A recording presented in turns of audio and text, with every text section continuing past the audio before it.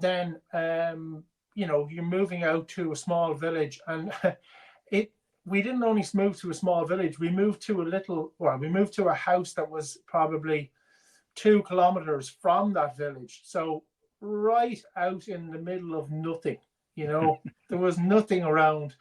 We also moved to When a you say there house. was nothing, like what? Sorry to interrupt you. What was lacking? What were the things that you missed the most, and from the beginning, like you were looking around and they were not there? Was there anything you can recall?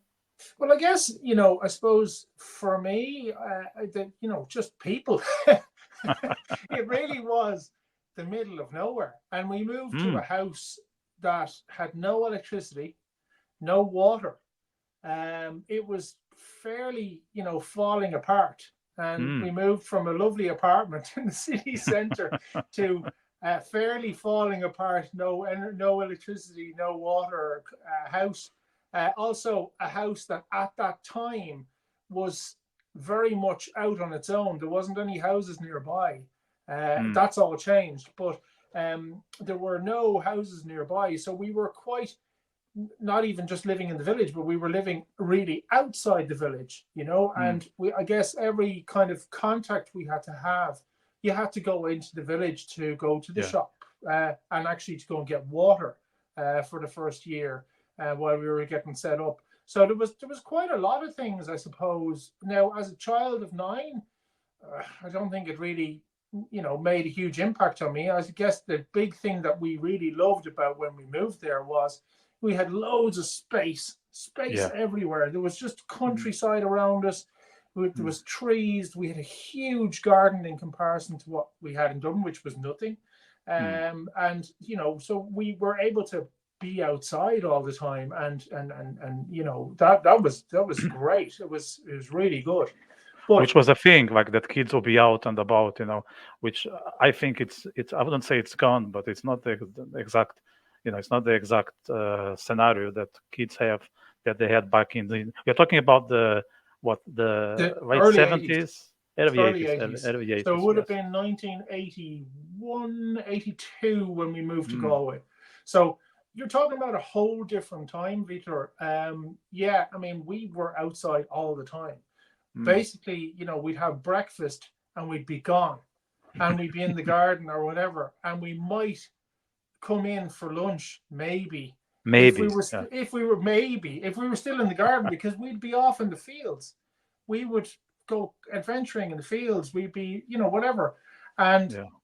there was certain summer days where my mum would literally like say bye at breakfast, and we'd come back at dinner time starving. Mm. But she wouldn't see us, and I think that's probably a big thing that has changed a Mm. lot in that time, is that you wouldn't really do that now. You know what I mean? Like, we're lucky my son can play here on the green, and that's fine, but we can see him all the time. But I mean, then my mum wouldn't have seen any of the three of us Mm. for the whole day, and there wouldn't be any bit of worry about it, because there Yeah, was such a safe, open environment. We were just adventuring and playing, and yeah. sometimes we'd be in our own garden, but often we would be in the fields or in a forest nearby, or we'd be making Mm. a tree house or whatever. So that was, Mm. like, I guess, you know living there, like, at that stage was a good thing, because we suddenly had all this free space and freedom. We were given a lot of freedom, so we could just go and do all these adventures and stuff like that. And that's something that's quite different to now, I Yeah. imagine. In fact, I know it's very different to now.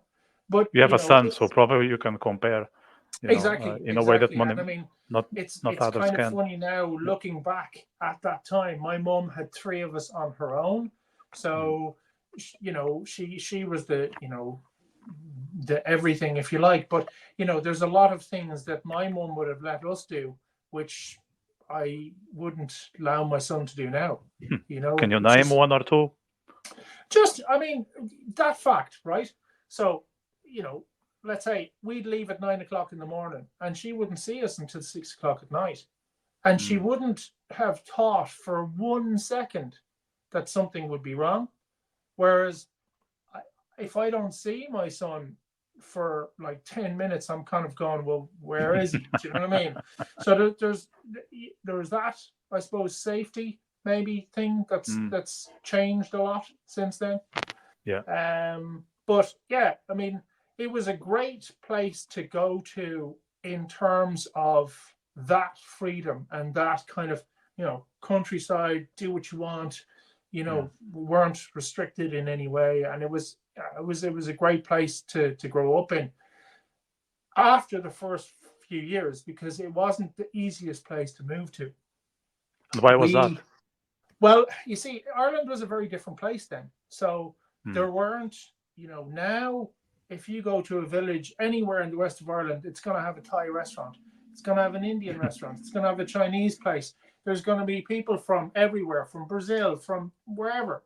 Every little village now has people from everywhere. At that time, we were very much the first foreign family in the village, you know. Like it was, yeah, it wasn't, people weren't very accepting us. We also, I suppose, my mum lived quite an alternative lifestyle. I suppose that was one part of it. We also weren't involved in the church, and at the time, religion and the church was the center point in Ireland. We weren't involved in that. She was a single mum, so she wasn't like most of the families who were, two parents and, whatever amount of kids. There was a lot of reasons. And at the time, I guess that's one good thing that over the years that I've noticed, is that Ireland is more accepting now of people who are from different backgrounds or who come from different places or whatever it is.